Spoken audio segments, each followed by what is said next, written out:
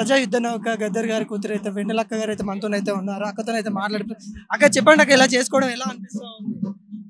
Gaddar foundation ఆధ్వర్యంలో ప్రజల తరఫున గద్దరన్న జయంతి మొదటిసారి ఆయన లేను అనే అనే ఫీలింగ్ రాకుండా ఖచ్చితంగా గద్దరన్న ఉన్నారు, ప్రజల మధ్యలో ఉన్నారు, ప్రజల కోసం ఉన్నారు అనే జ్ఞాపకాన్ని ముందుకు తీసుకుపోవాలని గద్దర్ ఫౌండేషన్ ఆధ్వర్యంలో దాన్ని నెరవేరుస్తున్న మన కాంగ్రెస్ పార్టీ, మన ప్రభుత్వం, తెలంగాణ కాంగ్రెస్ పార్టీ ప్రభుత్వం రేవంత్ అన్న ఆధ్వర్యంలో మొదటి జీవో పాస్ చేస్తూ గద్దరన్న జయంతి నిర్వహిస్తున్న చాలా ప్రజాస్వామిక విప్లవం వచ్చిందని దీంతో తెలుస్తుందండి. ఫౌండేషన్ వాళ్ళు ముందు ముందు ఏ కార్యక్రమాలు చేయబోతా ఉన్నారు? గద్దర్ ఫౌండేషన్ ద్వారా కార్యక్రమాలు ఇప్పుడు ఇప్పుడు మీటింగ్ లో చెప్తారు.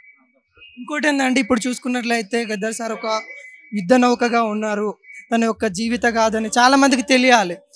దానిపైన ఏమన్నా మీరు గవర్నమెంట్కి ఏమన్నా చెప్పదలుచుకున్నారు? ప్రజలు ఆల్రెడీ డిమాండ్ చేస్తున్నారు, ఒక మ్యూజియం పెట్టాలని, గద్దరన్న జ్ఞాన కళా వేదిక అని ఒకటి పెట్టాలని. దాంట్లో అన్న పాటలు అంటే అన్నదే కాకుండా కళాకారులు, మేధావులది, సమాజ సేవకులది, విప్లవకారుది అందులో మ్యూజియంలో ఉండాలని ఒక డిమాండ్ ఉంది ప్రజల నుంచి. అట్లాగే గద్దరన్న యూనివర్సిటీ ఒకటి పెట్టాలని చెప్పి అది కూడా ప్రతిపాదన ఉంది. అట్లాగే గద్దరన్న పేరు మీద ఒక డిస్ట్రిక్ట్ నియమించాలని అదొకటి ఉంది. ఇంకోటి ఏంటంటే గద్దర్ సార్ మనలోకి లేకపోయినా కానీ తన పాట అయితే మనతోనైతే ఎప్పటికీ ఉంటుంది. ఆ పాట మీద మీరు ఏం చెప్పాలి? సమాజం నిర్మాణం కోసం అండి ఎంతోమంది కవులు, కళాకారులు, విప్లవకారులు, సామాన్య ప్రజలు తమ జీవితాలను అర్పించారు.